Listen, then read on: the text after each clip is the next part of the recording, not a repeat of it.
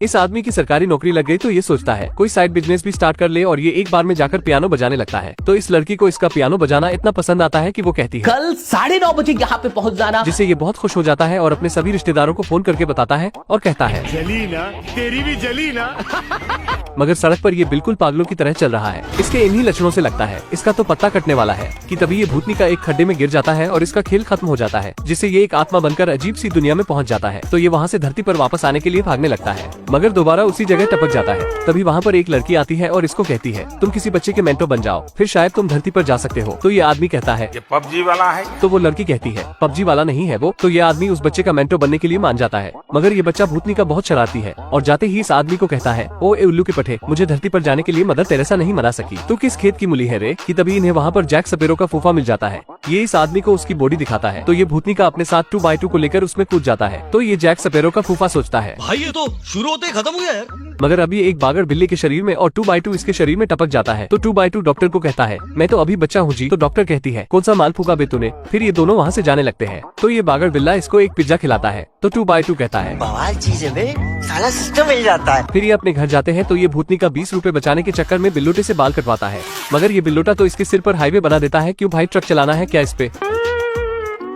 फिर ये दोनों एक नाई की दुकान में जाते हैं तो नाई इस आदमी को कहता है 200 रुपए लगेंगे तेरे इस हाईवे को ठीक करने के। तो ये आदमी कहता है 150 रुपया देगा और ये नाई मान जाता है, जिससे सभी हंसने लग जाते हैं। मगर इसका दोबारा पत्ता कटने वाला है क्योंकि यमराज भी धरती पर आ जाता है और इसके चक्कर में एक गलत आदमी की जान निकाल लेता है और बाद में कहता है शांत हो जा मेरे बच्चे, शांत हो जा।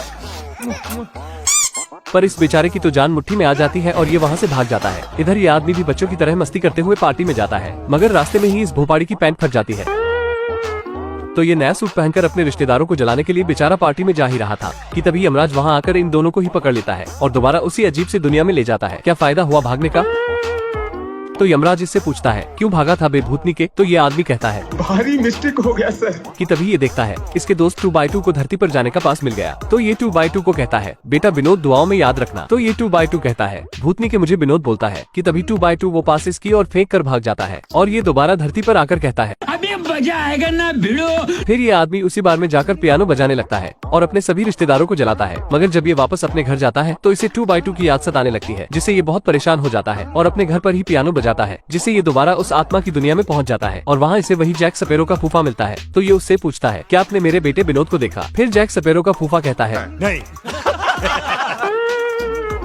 और बताता है अब विनोद एक राक्षस बन गया है। तो ये आदमी उसके पास जाकर कहता है ये ले तेरा धरती का पास, जा विनोद जा जी ले अपनी जिंदगी। तो 2x2 कहता है हमका धरती पर नहीं जाना है। तो ये आदमी उसे धरती पर छोड़ने जाता है और रास्ते में उसका हाथ छोड़कर वापस उसी अजीब सी दुनिया में आ जाता है। तो 2x2 कहता है और धरती पर चला जाता है। तभी इस आदमी के पास वही लड़की आती है और कहती है मैंने तुम्हारे धरती पर जाने के लिए यमराज से बात की। तो यमराज ने कहा हम करते हैं प्रबंध, आप चिंता मत करो। अब क्या तुम धरती पर दोबारा जाना चाहते हो। तो ये आदमी कहता है इस काम के लिए तो वक्त ही वक्त है। और दोबारा धरती पर आकर सोचता है सरकारी नौकरी लगने के बाद कौन दुनिया छोड़ना चाहेगा। वैसे क्या आपने ये मूवी देखी या नहीं, कमेंट में जरूर बताना और अगर आपको वीडियो अच्छी लगी हो तो लाइक जरूर करना।